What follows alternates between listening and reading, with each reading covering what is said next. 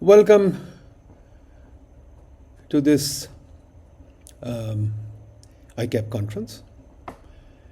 We are here to discuss economic and financial divergences in South Asia. We'd like to understand how South Asia has performed in relation to each other as well as in relation to its partner countries. The title that I'm using is Analyze Looking at Growth and Investment and Especially Missed Opportunities.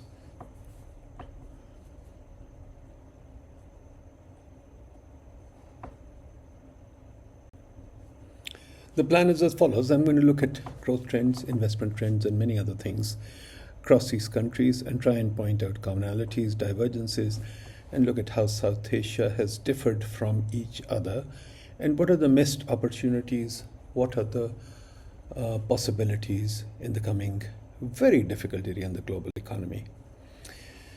Looking at growth, we see that India has done relatively well.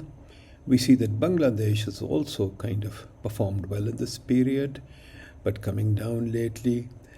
Sri Lanka has obviously seen a hiccup in the last few years and gradually come down. But if you look at Malaysia and Thailand, they've performed consistently well. Pakistan has been doing reasonably okay in the last few years, but then now it's coming down again. You can see the clear COVID effect in the period of 2019 and 20.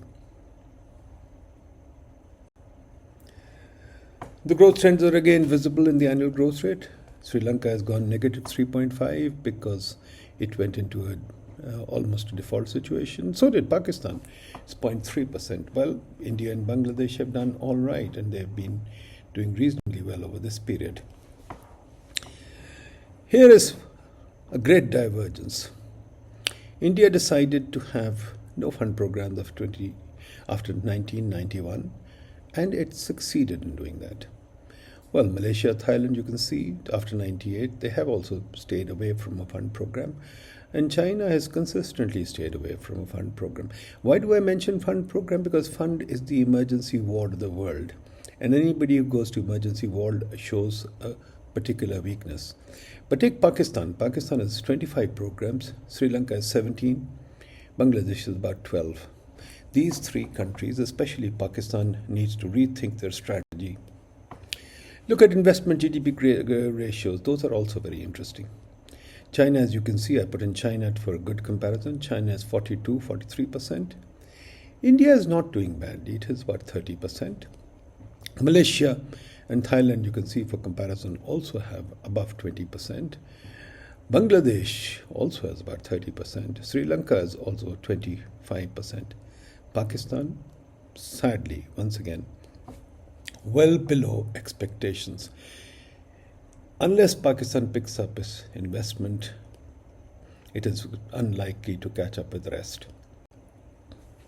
Investment patterns, again, you can see lots of foreign direct investment coming into India, Bangladesh less so, Pakistan much less, Sri Lanka, of course, less population-wise. But if you look at the difference between India, Pakistan and Bangladesh. If you look at export to GDP ratios, again, we can see a very telling comparison here. Malaysia and Thailand, you can see, are at 60, 70%. The rest of South Asia is all very low. That is because there's a common trend here. All these countries seem to be against total openness. And of course, they don't trade amongst themselves. We all know the political differences. So that seems to show up here. India is only about 12%. Bangladesh is only about 10%. Pakistan is less than that, about 8% of GDP. Sri Lanka is again about 15%. Shows you clearly that South Asia needs to open up to each other and open up to the world and really push their exports forward if they want to compete in the world. Export competitiveness, again, you can see it's similar from the last thing. We are all producing very basic goods. Yes, India has a lead in IT services, very important. India also has a lead in engineering goods and pharmaceuticals. So India is doing better than the rest. There's no doubt about that.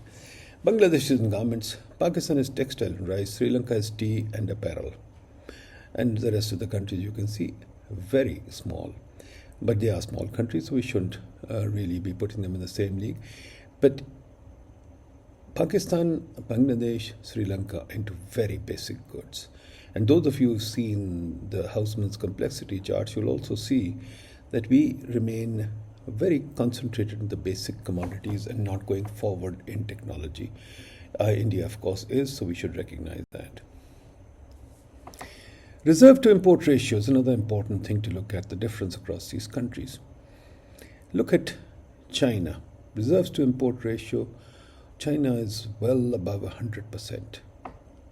And if you look at India, India is also very high, close to about 90% roughly. Bangladesh, on the other hand, not bad, but 35%. Pakistan is almost non-existent, less than 10%. Sri Lanka is also low, but Sri Lanka is Sri Lanka and Pakistan both going through a major balance of payments problem, resorting to the IMF. So it's not surprising to see that the reserve to import ratio is very low. But I might add that both these countries have had a balance of payments problem for the last so many years. It's time they woke up to the fact that they need to move forward, develop exports, as we saw in the last slide, and improve their reserves. Same thing we see. India has 600 billion reserves. Bangladesh has 35 billion. Pakistan has 4 billion, and Sri Lanka, after the bailout, has 1.9 billion. This is another interesting chart. Let's look at the financial market to GDP ratio. Basically, this is the stock market to GDP ratio. We see India is 110, Malaysia is well over 125, Thailand is 110, China is about 70%. But look at Bangladesh, Pakistan and Sri Lanka. They are all below 20%. Pakistan, in fact, is probably about 12% at best. This clearly shows that Bangladesh, Pakistan and Sri Lanka are again heavily regulated and really not capitalist economies yet.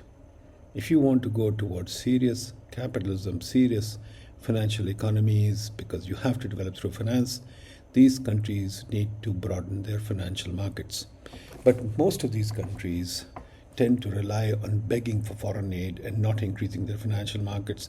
At the same time, as I've shown in another paper, they tend to have a large capital flight because people don't have an opportunity to invest, and they are getting away from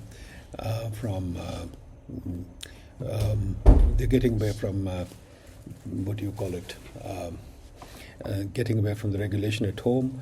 They tend to engage in capital flight, send their people overseas.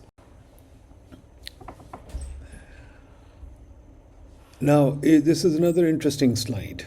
This is very interesting. Look at, to my mind, no country can grow without multinational corporations and very large corporations. In fact, I call corporations the modern armies of a growing economy.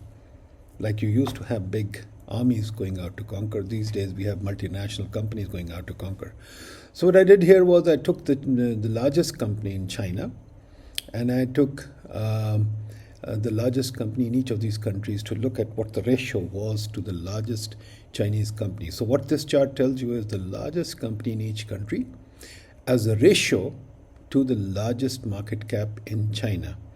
And you can see India is okay. India's got one company at least that is as large as a Chinese billion-dollar company. So India's got one unicorn.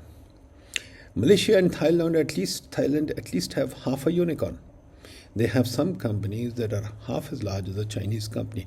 Now, adjusting for size, of course, Malaysia and Thailand, these companies are real unicorns, and Malaysia and Thailand ought to be congratulated. But you see Bangladesh, Pakistan, Sri Lanka lagging behind. Their companies, the largest company there, is not even 1% of the largest Chinese company. So you can see corporate growth is very slow here, and this is something that needs to be pushed out. in a conference of accountants, why are corporates so small in these countries? My answer to that, which I've put in some other research, is because the heavy regulation that these companies face and the uncertain regimes that these companies face, as well as the predatory taxation that these countries face. Pakistan especially has a hugely predatory tax regime where every 3 months the tax regime changes, and a hugely predatory regulatory regime. So companies just cannot grow. In fact, in a survey, the companies told us that they don't even want to grow because Pakistan penalizes growth. Well, this is something for policymakers to consider.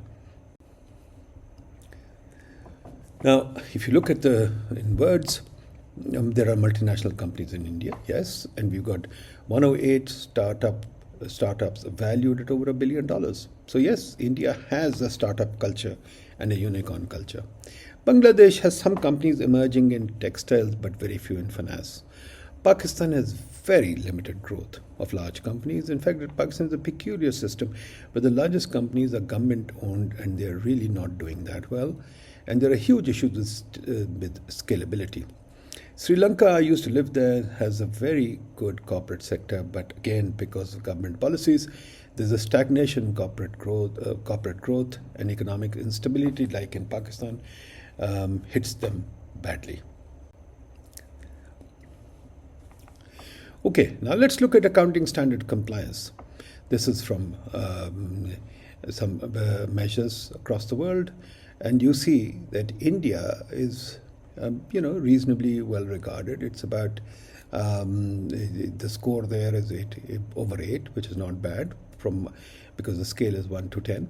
Bangladesh is about 6 point something. Pakistan is a little below 6. Sri Lanka is little above 6. And you can see Thailand, Malaysia, China are well above 8. China is probably closer to 9 or 10.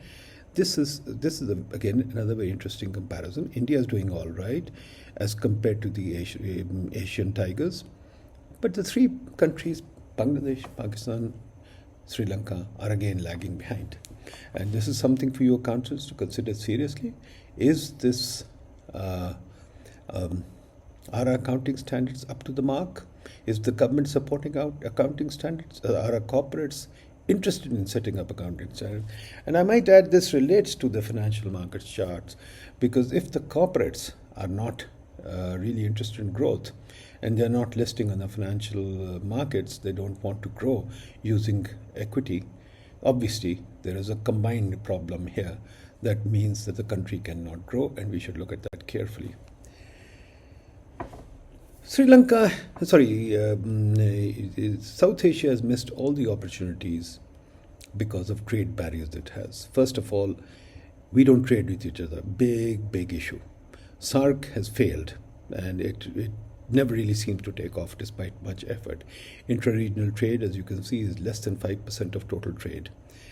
Bureaucratic hurdles, huge inconsistent policies. This is a huge potential that the region is missing out for its political turmoil. We keep hoping that someday South Asia will start thinking beyond simple politics, but I think that day is far away, and I, for one, have kind of given up on it. It's too political. As an economist, we all agree free trade is the best option, but politicians often don't agree, and we can't say much about that. Economic Reform Index. Once again, you see a similar pattern.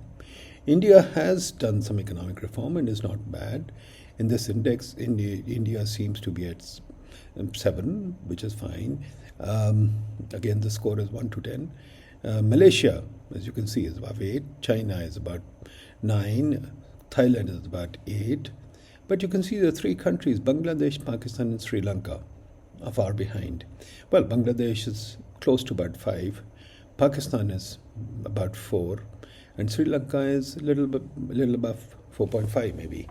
So you can see economic reform is not something that these three countries that are lagging behind want. I've seen that in my own country, Pakistan, where we prefer begging to making reform. And we go out every year looking for a fund program and beg for foreign aid, beg for restructuring of debt, beg for rollovers. but we don't want to do economic reform. This is a recurring theme that I see in my country, and I fear also in Bangladesh and Sri Lanka. And this is something that I hope we can point out and really hopefully start a debate on this. Again, if you look at this thing, this chart has also interesting state of competition. Competition within the country, competitive markets. You can see China is very high, Thailand, Malaysia are not far behind, India is not far behind, but you can see the three countries lagging behind again. Pakistan is the lowest, Sri Lanka and Bangladesh are slightly above, but all three countries seem to lack competitive markets. And I would urge, in my country, for example, the prices are fixed by the government. I call it the last Soviet Union. And there is so much regulation, so much price fixing that the private sector can hardly operate. Besides that, we also have what we call exemptions. We've got tons of exemptions that operate in the market. These exemptions are given to lobbies, like the car lobby, for example, or like the fertilizer lobby, for example, or the cement lobby. This means that we have a heavy import substitution culture, and we have a heavy protective culture for existing industries. In fact, I jokingly say sometimes that we do not like to kill old industries. We prefer to kill old people, but not old industries, with the result that we lack competitive markets, and the old industries use all kinds of industrial organization techniques to prevent competition from happening. We've got a competition council that testifies to this. This is another interesting one. Look at the regulatory costs. Again, the pattern shows up. Look at the regulatory costs in China, the lowest, Malaysia, Thailand next. India has not done so well in regulatory costs. It's still above 8. And if you look at that, this is percent of GDP, by the way. So India is above 8% of GDP. Bangladesh, Sri Lanka, and Pakistan, you can see, are very high. Sri Lanka is the highest here, which is very interesting. Sri Lanka is over 11%. Pakistan and Bangladesh are lower, but not by much. So Pakistan is about 10%, India is about, Bangladesh is about 9%. But I might add, this is from international index. This doesn't measure the cost very well. We in Pakistan have looked at the regulatory cost, and it is huge. The footprint of the government that we calculated was well over 80% of GDP. The sludge, what we call the regulatory cost, the sludge in Pakistan that we measured in only a small number of activities was well over 60% of GDP. If we could calculate the sludge from all our activities, it would be well over 100% of GDP. So yes, regulation, price fixing, the continuation of the socialist mindset is a big issue in our part of the world. Now, missed opportunities. Yes, India delayed labor reforms, but it did do the land reforms well. So India has benefited from that. Pakistan has a messed up energy sector, thanks to its overregulation, thanks to its socialist culture, where the energy sector is not only heavily taxed, but badly governed. And similarly, Pakistan's regulatory costs, Pakistan's 25 fund programs have not resulted in any reform, only in excessive taxation. Bangladesh only relies on garments, and it has to diversify into other things, but unfortunately it hasn't.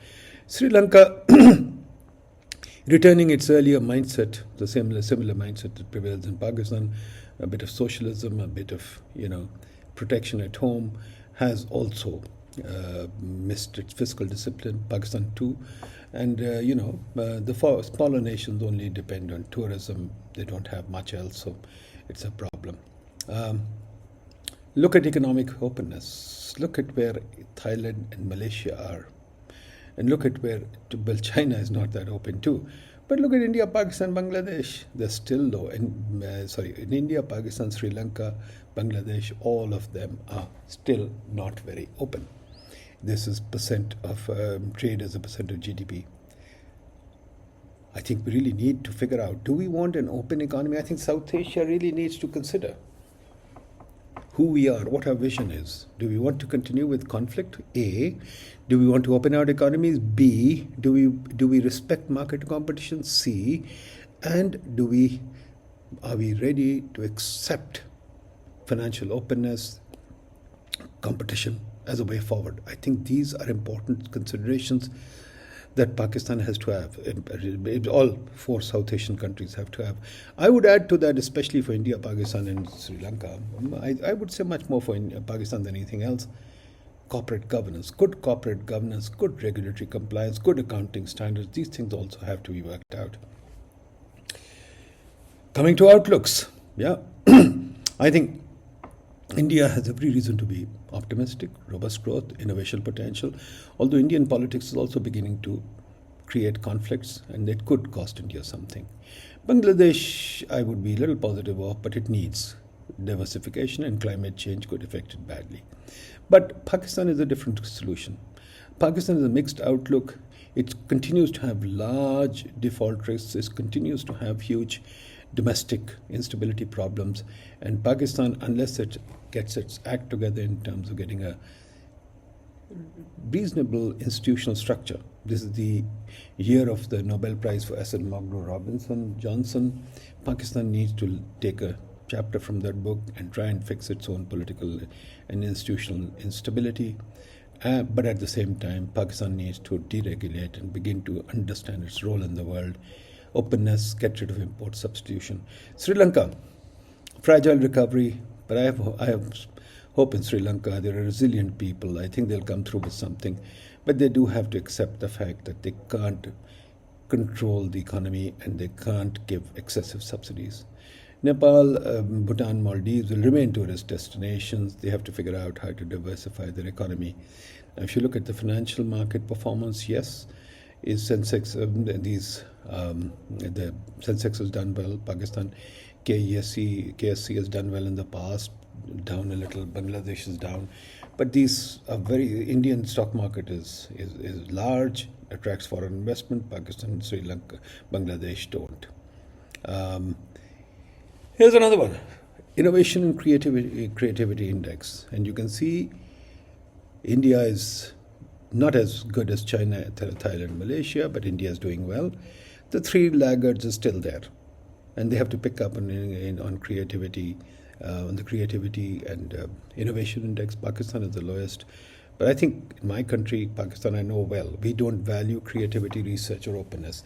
You can also view this index as value for research.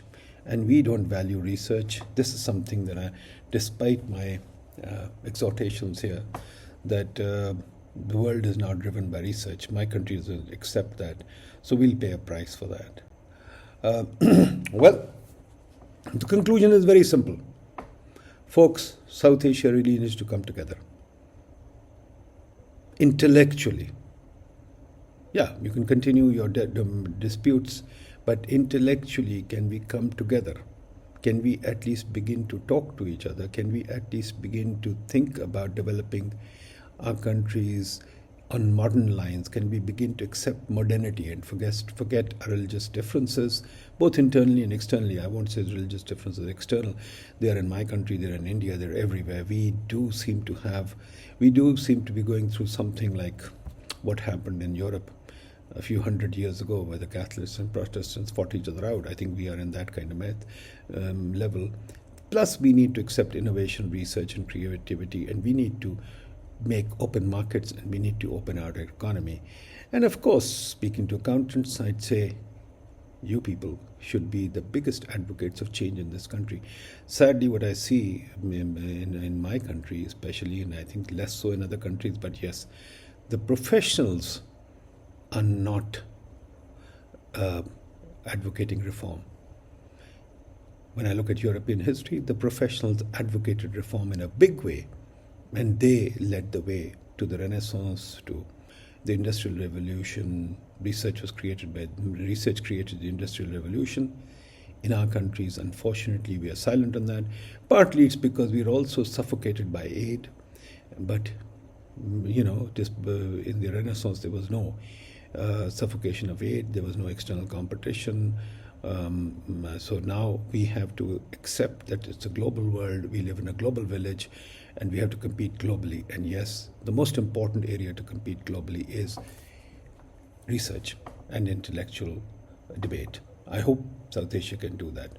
Thank you very much, folks. It's been wonderful talking to you All the best. Hope to see you soon. I'll be ready to answer your questions whenever and wherever you like.